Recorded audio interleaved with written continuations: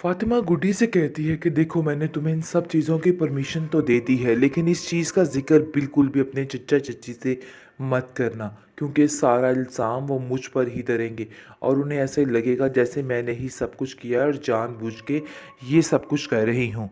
देखो वो तुम्हारी कभी भी ये बात नहीं समझ पाएंगे, इसलिए बेहतर यही है कि उनके सामने ऐसी कोई बात मत की जाए जिसको सुनकर वो कहती है क्या फ़िक्र मत करें। वो पहले से ही काफ़ी ज़्यादा होशियार है इस मामले में और कोई बात आगे नहीं करेगी, क्योंकि अभी तो उस बेचारी को अपनी ज़िंदगी जीने का मौका मिल रहा है। इसलिए अब देखेंगे कि वो बहुत खुश है। उसको ऐसा लग रहा है कि जैसे उसको तो सारा जहान मिल गया है, क्योंकि उसने सारी ज़िंदगी ठोकरें ही खाई हैं और उसे सारी ज़िंदगी ठोकरों में ही रहा, यानी कि उसे रहना पड़ा। लेकिन अब हमज़ा उससे वादा करता है और कहता है कि मैं हमेशा हमेशा तुम्हारा साथ दूंगा, मैं तुमसे वादा करता हूँ। ये सारी बातें फातिमा को बताती है, तो फातिमा काफ़ी हैरान भी होती है और खुश भी होती है कि आखिर ये क्या चल रहा है, क्या हो रहा है। अभी उसको खुद भी इस बात की समझ नहीं आ रही है। खैर आप देखेंगे कि गुड्डी काफ़ी डरी हुई भी है और सहमी हुई भी है, क्योंकि वो सोच रही है कि अगर ये सारी बातें पहुंच गई उसकी चच्ची जान तक तो उसका क्या हश्र होने वाला है और उसके साथ क्या क्या सलूक किया जाएगा। इस बात की टेंशन ने उसको पागल करके रख दी है और वो बेचारी परेशान हाल हो चुकी है। लेकिन आप देखेंगे कि उधर शाजिया के दिन भी आने के नज़दीक पड़ चुके हैं और बस आते ही ऐसा बवेला मचाएगी कि सब कुछ ख़त्म हो जाएगा। लेकिन ये ड्रामा अब जल्द ही ख़त्म होने वाला है, क्योंकि इन लोगों को उनके किए की सज़ा बहुत जल्द मिलने वाली है और गुड्डी अपनी ज़िंदगी में मस्त मलंग होने वाली है, क्योंकि अब उसका वक्त आ चुका है कि वो भी थोड़ा सुकून करे। लेकिन जबकि उसके माँ बाप की डेथ हुई है उस बेचारी ने सुकून का सांस नहीं लिया है, लेकिन अब उसकी भी सुनी जाएगी और वो भी सुकून से रहेगी, क्योंकि उसने भी कोई हाल नहीं छोड़ा।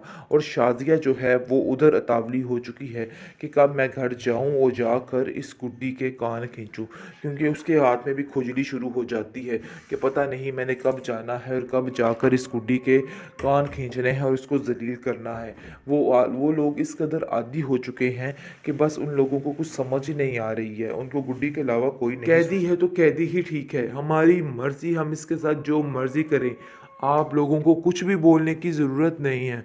जिस पर आप देखेंगे कि वो लोग वहाँ से बेचारे परेशान होकर चले जाते हैं, क्योंकि शाजिया साफ साफ जवाब दे देती है कि ये आपके साथ नहीं जाने वाली है।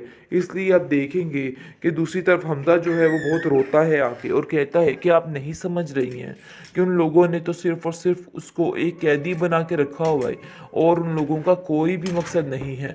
वो चाहते हैं कि बस वो उनके घर के काम कर दे और सारा मामला जो है वो ठीक रहे।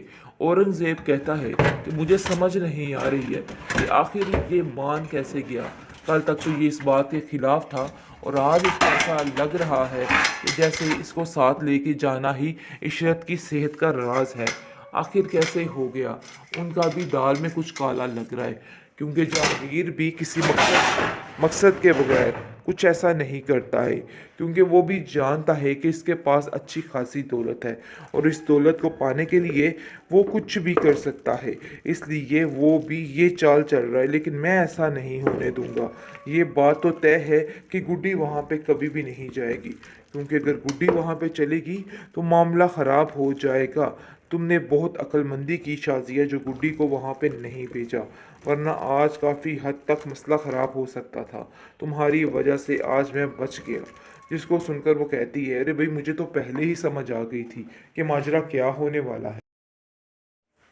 इशरत बड़े मान और बड़े चाव के साथ अपनी भांजी को लेने के लिए उसके घर जा पहुंचती है। बहुत खुश होती है कि वो अपनी भांजी को लेके वापस आ जाएगी और सब कुछ ठीक हो जाएगा। उधर जाकर उससे माफ़ी मांगती है और कहती है क्या तुम मुझे गुड्डी माफ़ कर सकती हो? जो कुछ हुआ सो हुआ, लेकिन यकीन मानो मैं तुमसे बहुत प्यार करती हूँ। जिस पर गुड्डी भी रोकर अपनी खाला के गले लग जाती है और कहती है कि आपको ये बात यकीन दिलाने की ज़रूरत नहीं है। मैं जानती हूँ कि आप मुझसे बहुत ज़्यादा प्यार करती हैं। लेकिन अब देखेंगे कि ऊपर से ही शाजिया टपक पड़ेगी। शाजिया कहेगी कि आखिर ये सारा क्या माजरा हो रहा है। देखो ये बात तो तय है और साफ है कि ये गुड्डी जो है इसका आप लोगों पर अब कोई हक नहीं है और आप लोग इसका हक नहीं रखते। आप लोगों ने ही इसको जाने के लिए कहा था, तो अब आप लोग कैसे इसको ये की जा सकती है, जिस पर जहांगीर आप देखेंगे कि उसको कहता है कि देखो इसकी तबीयत ख़राब रहती है इशरत की, जिसकी वजह से हम यहाँ पर आए हैं और हम चाहते हैं कि जितनी जल्दी हो सके तुम गुड्डी को हमारे हवाले कर दो ताकि इशरत की तबीयत भी ठीक हो सके। जिस पर साफ साफ शाज़िया कह देती है कि आप लोगों का दिमाग ख़राब हो चुका है, कैसे सोच सकते हैं आप कि मैं आपके साथ इसको भेज दूंगी। अरे भाई ऐसा नहीं हो सकता, ये बात अपने जहन से निकाल दीजिए। अगर आप लोग ऐसा सोच रहे हैं ना तो फिर देखिएगा। जिस पर वो साफ साफ गुस्से में आग बगोला हो जाती है और छुरी निकाल लेती है और कहती है कि खबरदार गुड्डी को यहाँ से कोई लेके गया, अगर आप लोगों ने गुड्डी को यहाँ से कभी लेके गए तो मेरा मरा हुआ मुंह देखेंगे। जिस पर आप देखेंगे कि गुड्डी भी परेशान हो जाती है और हालांकि साथ से पीछे हो जाती है क्योंकि वो जानती है कि माजरा ख़राब हो जाएगा। अपनी खाला से कहती है कि आप यहाँ से चले जाएं, मैं आपकी इस तरह से ज़लालत बर्दाश्त नहीं कर सकती हूँ। जिसको सुनकर वो कहती है कि गुड्डी मुझे तो समझ नहीं आ रही मैं क्या करूँ, क्योंकि शाज़िया बार बार एक ही बात कर रही है और कहती है कि आप लोग सिर्फ़ और सिर्फ लालच की वजह से यहाँ पे आए हैं, इसके अलावा आप लोगों का कोई मकसद नहीं है। जिस पर आप देखेंगे कि जहांगीर भी उल्ट पड़ता है और कहता है कि ये क्या मामला है औरंगज़ेब, आप लोगों ने क्या तमाशा पकड़ रखा है, आप लोग सरासर उसको कैदी बना के रखा हुआ है, इसके अलावा आप लोगों का कोई भी मकसद नहीं है। जिस पर शाज़िया कहती है कि बस कैदी है तो कैदी ही ठीक है, हमारी मर्ज़ी, हम इसके साथ जो मर्ज़ी करें, आप लोगों को कुछ भी बोलने की ज़रूरत नहीं है।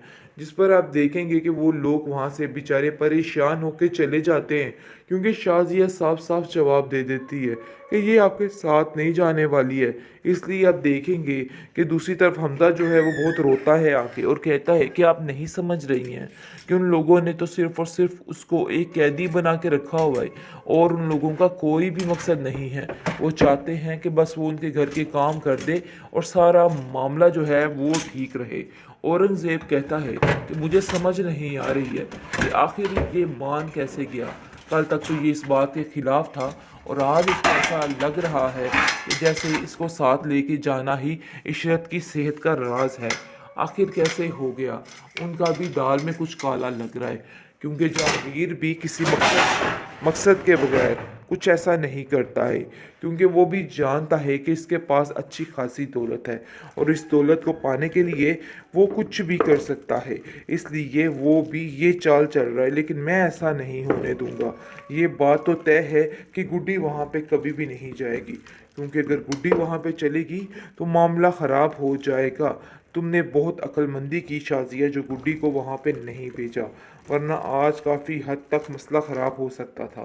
तुम्हारी वजह से आज मैं बच गया। जिसको सुनकर वो